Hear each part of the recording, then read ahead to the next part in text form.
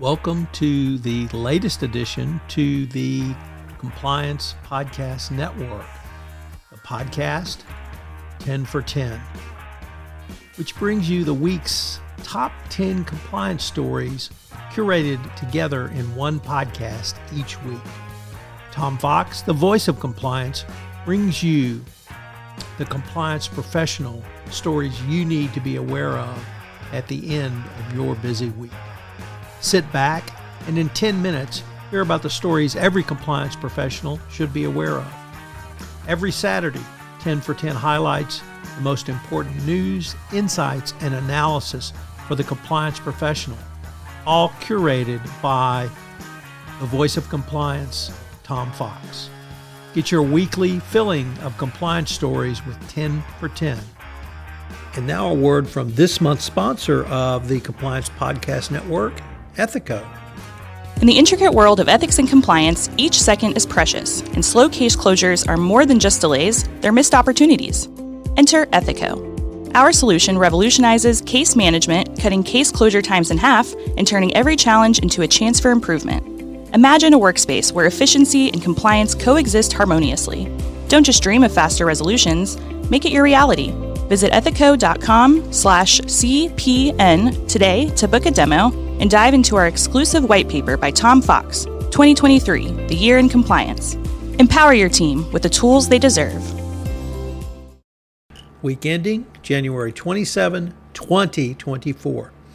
First up, from the Financial Times, the first of two stories, ExxonMobil has sued to block shareholder climate change petitions before their boards of directors. They filed a lawsuit trying to stop shareholder climate resolution from going to a vote at the annual investor meeting, a first for the U.S. energy company. Exxon is suing Follow This, an activist investor group, and Arjuna Capital, a registered investment advisor. Typically, companies go to the SEC to have this, but companies rarely go to court. So it's a remarkable step, and clearly Exxon does not want shareholders utilizing their rights. Next up, from the South China Morning Post, a claim that China's biggest corruption crackdown is coming, and it's in the statistical sphere. China's push against data fabrication has been greatly strengthened after the practice was added to Communist Party disciplinary regulations last month. Severely harmful fraudulent statistics damage the credibility of the party and the company, according to the Statistics Bureau. Gee, I wonder what that would sound like in the United States. From Reuters, a very interesting story that Martin Shkreli's lifetime drug industry ban was upheld by the Second Circuit Court of Appeals. They also ordered Shkreli to repay $46 million from antitrust violations.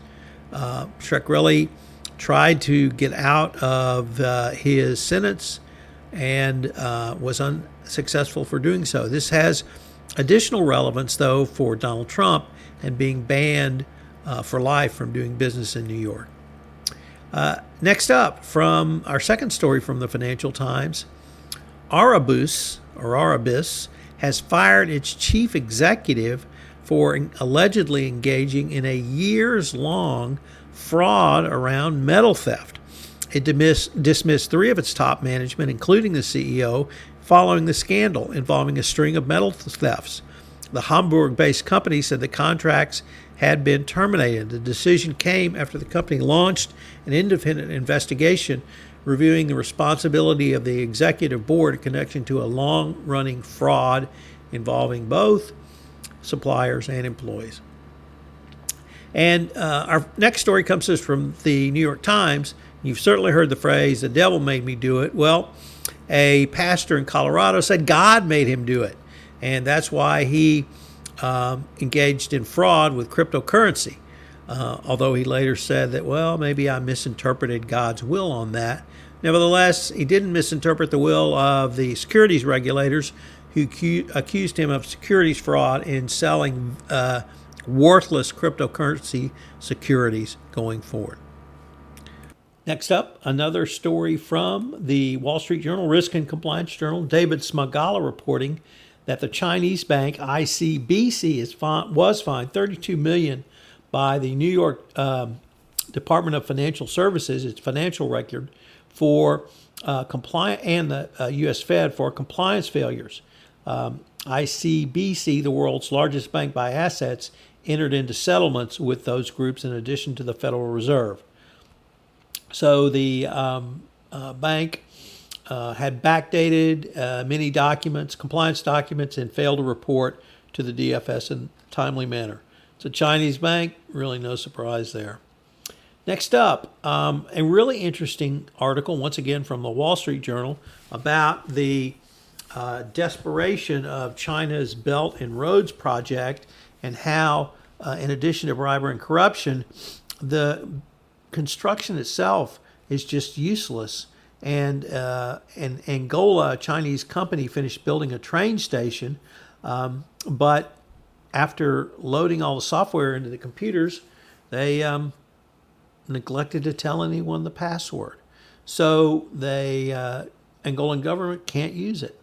So that's really why foreign countries need to be very careful in doing business with China. Next up from the Washington Post, a really interesting article that Gen Z is bringing back part-time work.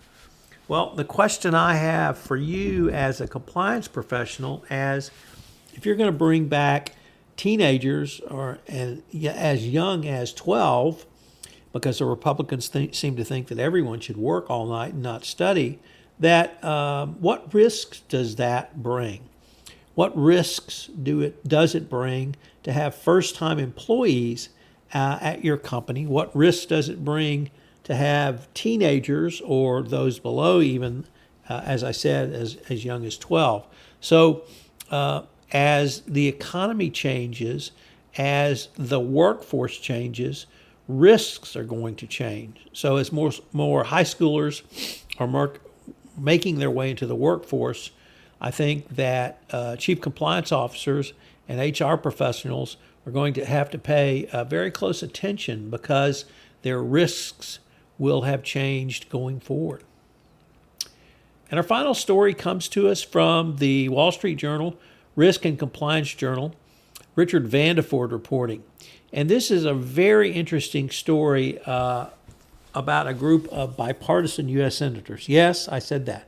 Bipartisan U.S. senators who have basically notified the Department of Justice that they believe more robust enforcement and more robust laws need to be put in place around Chinese forced labor. Of course, the Uyghur Forced Labor Prevention Act is the strongest U.S. law around forced labor, and it puts the onus on companies to make sure they're not doing business with any forced Uyghur labor. But this congressional committee has urged the Biden administration to do more to crack down on the import of goods linked to forced labor. And the letter draws attention to a number of issues flagged by anti-forced labor advocates and researchers who point out that both the enforcement and by the Department of Justice and, of course, the self-disclosures by company could and should be more robust. I really find this interesting that, once again, I have to say that word, bipartisan group of U.S. senators. That's not something you get to say very often anymore. But it's the Congress that is pushing this. It's not the regulators. It's not the Biden administration. Of course, there are those in industry, or rather in the private sector or the semi-public sector, who are against this. But U.S. companies need to be very aware of this, and not only around the potential legal violations, but the huge reputational risk that you could find yourself in if you are using this forced labor. As I mentioned in our opening, the sponsor this month for the Compliance Podcast Network is Ethico. Struggling to close cases? Ethico is here for you. Take advantage of their innovative approach to empathetic issue intake, streamlined case management, and enterprise-wide disclosure. Learn more about how you can crowdsource risk management at scale at ethico.com/ Much for listening to this episode of 10 for 10. As I mentioned in prior episode, this is the one request I've received most often from podcast listeners of the Daily Compliance News to put together a summary at week's end so that every compliance professional can catch up on the news quite quickly. So I hope you will subscribe, rate, and review to this new podcast addition to the Compliance Podcast Network family, 10 for 10. If you've got an idea for a podcast, I'd love to hear from you. I start many shows based upon ideas from listeners. So give me a shout. You can reach me at tfox@tfoxlaw.com. 10 for 10 is a proud member of the Compliance Podcast Network.